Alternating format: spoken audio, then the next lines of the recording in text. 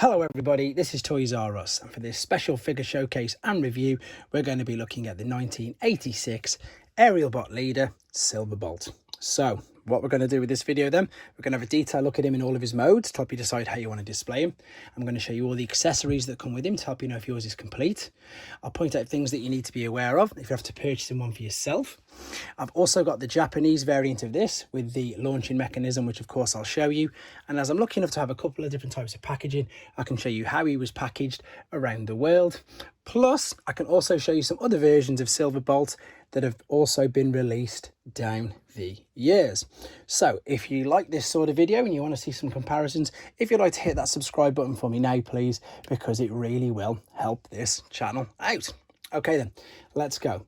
So 1986, one of the first combiner teams, obviously not before Devastator, the Decepticons, but teams referred to as a Scramble City combiner. And funnily enough, I'll explain a little bit about that first. So if we look at the Japanese box, you can see there it says Scramble City in the corner and indeed at the top there. So this is for two reasons. One is because it was the name of the cartoon that was being aired in Japan at the same time. And two, because with these particular I suppose range of combiners, you could scramble the limbs, so all of the little aerial bots could become either arm or either leg, so that's why it's got a dual meaning. But let's have a look at Silverbolt then, who is just the leader. As you can see, lovely, very basic figure. Again, it is generation 1. It's got some lovely gold chrome. This can be obviously damaged and fade away quite easily. The most important thing to be aware of is this little bar here, because on here, this is pretty much his waist. His whole midsection, the legs can fall off. I've got some good examples of damaged ones to show you in a second, so you need to really be aware of this particular piece here. Something else that's a bit strange about this figure, he's got 4mm peg holes inside his hands, so not 3mm, not 5mm, but oddly 4, so it makes his weapon quite unique, obviously only to him. It does have a little bit of a wider I suppose dowel there, of course, which could be used for Superior's hands. With regards to articulation, there's probably no point even doing this, but we'll do it for a bit of fun. We've got movement at the bicep, and that is it, unless you can say the legs are moving out to the side. Otherwise, super basic, nice little head sculpt. Stickers as well do play a big part in these original Generation 1 figures, because without them, they don't tend to look as good. Right, let's have a look at the alternate mode then. So the alternate mode is, of course, a Concorde SST jetliner. And this is it. And this is a good example of a damaged one. So you can see straight away that this has got a missing leg from there. But when you've got it in this alternate mode, you can get away with it, to be honest. You can still display it without even knowing that it's missing. It's a nice little alternate mode though. Again, stickers, as you can see, are quite important, with the fact that the figure is of course white and maybe a bit cream. Colouring, sun fade, etc., discoloration is something to look out for. This part here is completely die cast as well, so paint chips and scratches will be really apparent on this particular side. That is a base stand, I'll show you in a second, and of course we've got the landing gear here. As you can see, this can have really loose joints as well, meaning that sometimes it will fall down, but otherwise, again, a nice basic. This is even missing the nose as well. There's something else to be aware of. I think again in these videos it's as important for me to show you as much about them as I can. Right, let's have a quick look at him in combined mode before we look at the base. So the combined mode is of course Superior, and he forms the main torso part. So we've got, here he is hidden behind all here.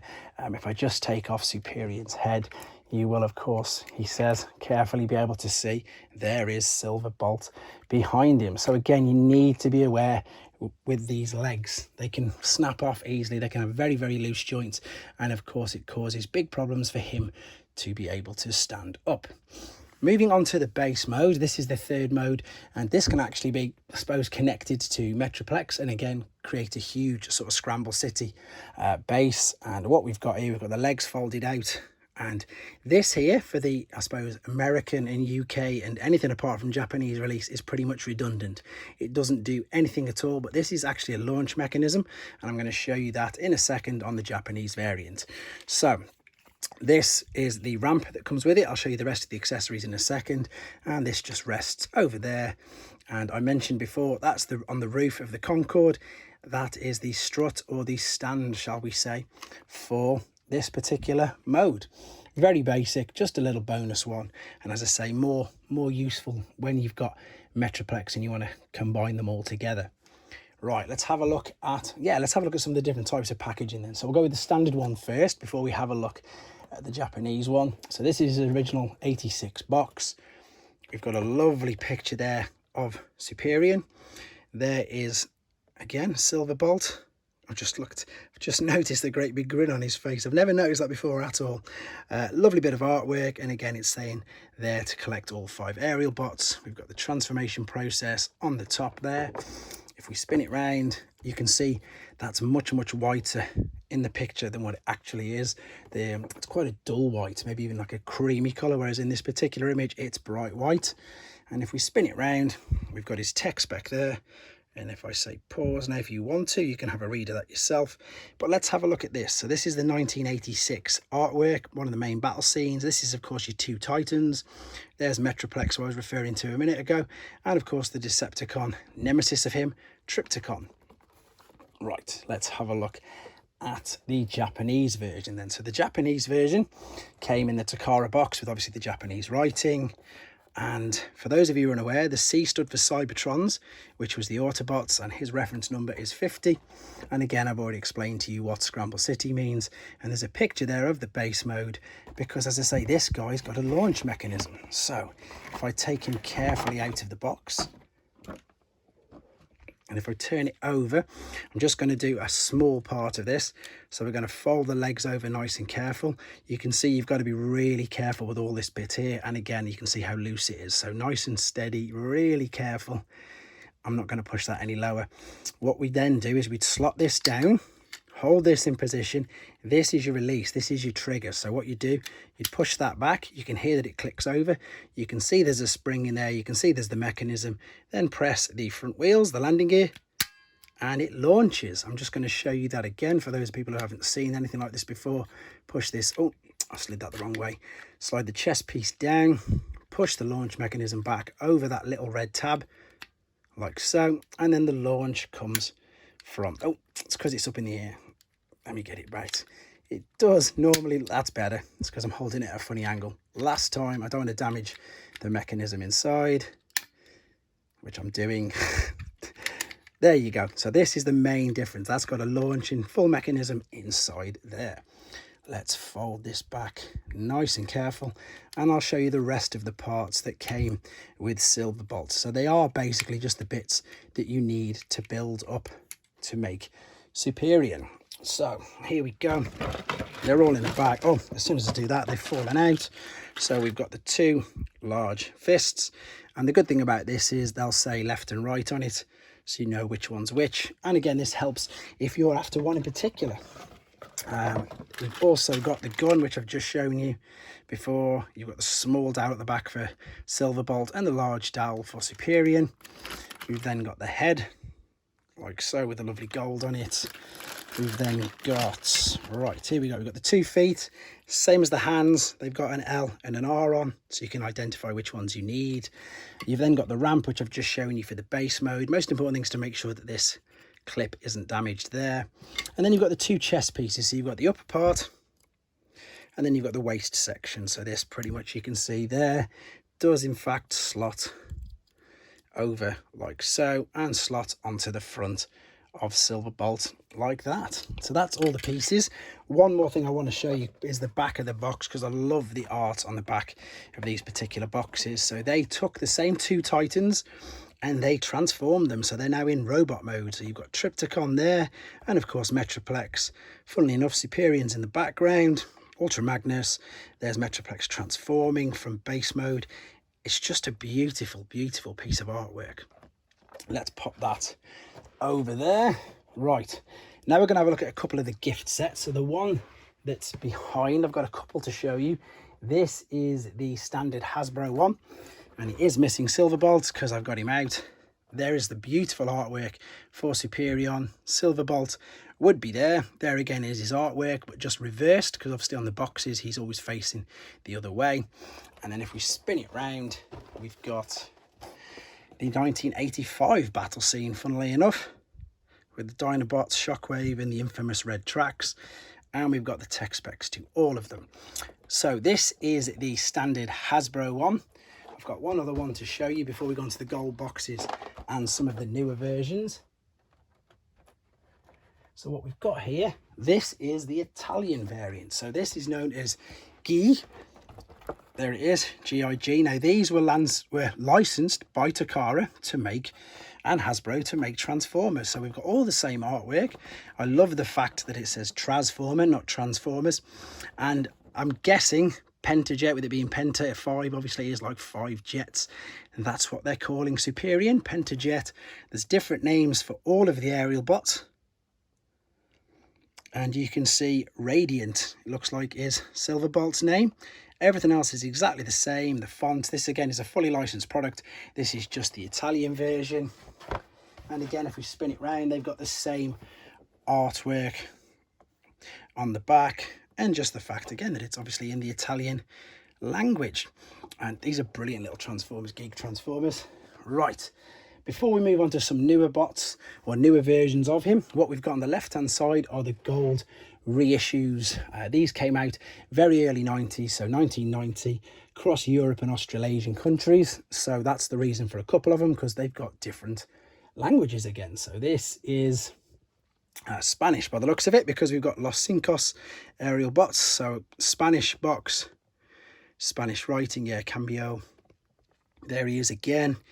And yeah, these are still official figures. They're just known as reissues. They're not knockoffs. They're not bootlegs. They were just released in, let's have a look, 1991. It says there. They basically just reissued them, as I say, in different boxes. And at the time, they were really peddling the Micromaster toy brand. So that's unfortunately what the dumbed down battle scene is at the back. Nowhere near as intricate or as nice to look at. And of course, you've got the different font, which they were using for the Transformers in 1991. This version is the English version. Both these gold ones are sealed. I'm probably going to get them sent off for grading, to be honest. No real difference, apart from all the language is all in English. Everything else is the same. Let's just spin it around and see if there's something different, because believe it or not, they did sometimes. Nope, they haven't on this. Even have different battle scenes on the back of the gold boxes. Right, I'm going to keep that space there for a second, because what I need to do is just create a little bit more, because here is the original Silverbolt. Let's get him to stand up again with the legs on the carpet. Apologies. Okay, so let's have a look at some reissues of him down the toy lines. So this is the classics version of him. This was a Voyager class figure. Look how big the Voyager class figures used to be. This is from 2008, and there was also a Henkei version, or I suppose a Japanese reissue, that was all white rather than the grey colour you can see there. Also in 2008, he had a Legends version of him released, and he also in 2008, now I haven't got the 2008 boxed one, I've got the one they reissued, repackaged later on in Revenge of the Fallen packaging. They made this guy. So this was available in 2008 in the classics packaging, and Silverbolt is there in the middle.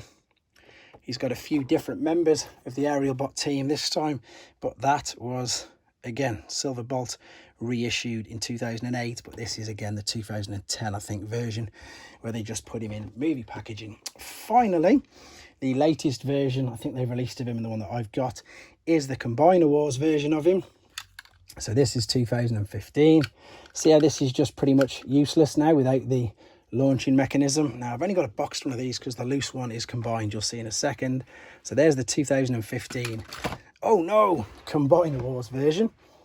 I'm going to keep going. Sometimes things don't always go your way, but there's no point in stopping a whole video just for that. So that is, yeah, perfect. That'll do for a few seconds. There is the Combiner Wars version. Still got the same homage to his face sculpt and everything, which is brilliant. But then, as I say, this is him in combined mode. So this is the latest version to date in making of this video. I'm crossing my fingers that we're going to get maybe a Legacy or something newer version of him, because obviously we know we're going to get Menasor now.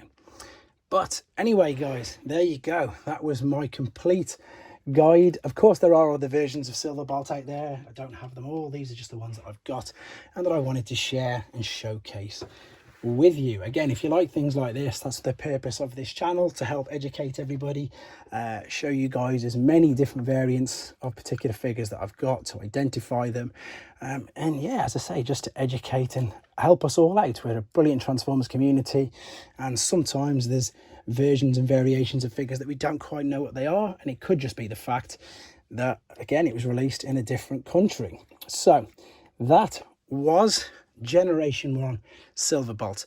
Let me know what you think, guys. Any comments, any other requests to see other figures, and of course, take care. Thanks for watching. Like and comment, and don't forget to subscribe.